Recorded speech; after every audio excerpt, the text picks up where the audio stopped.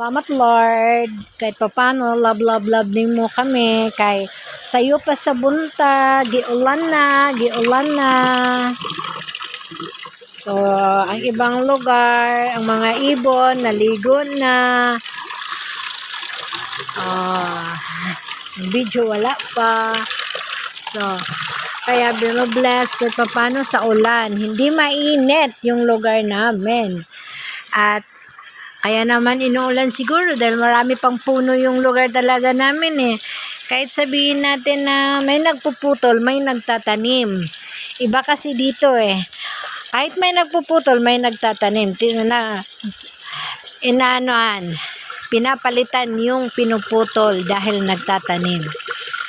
Kaya yung ibang lugar kasi na talagang hindi na pinapalitan, putol ng putol, pinalitan na ng mga gusali, mga building na lahat.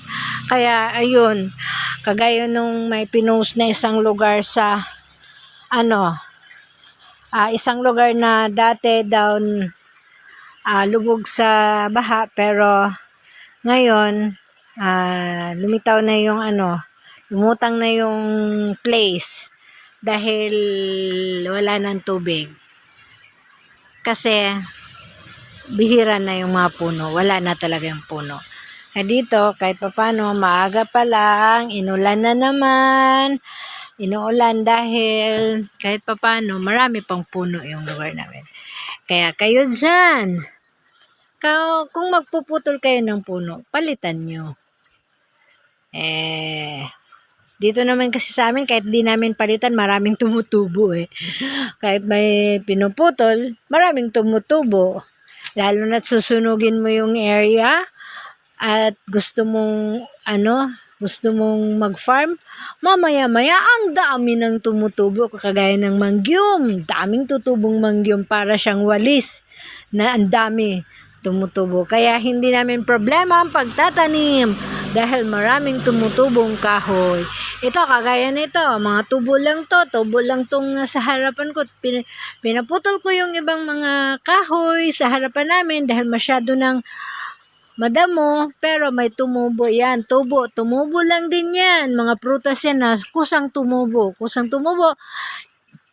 Ito namang durian, tinanim ko yung durian na yan. Itong rambutan, kusang tumubo yan, namumunga na. Tumubo yan nung 2017. Ngayon, namumunga na. Ito rin na rambutan dito, tumubo lang yan. Kaya, ayan. Tapos ito, nagtanim din ako ng makopa dahil paubos na rin yung mga makopa. Kaya nagtanim ako sa tabi ng bahay. Itong mangga na to, tumubo lang to, at saka yung durian na yan, at saka yung rabana na yan. Tumubo lang din yung rabana na yan. So, hindi ko na siya pinaputol dahil sayang naman. Kaya magtanim para hindi mainit ang panahon.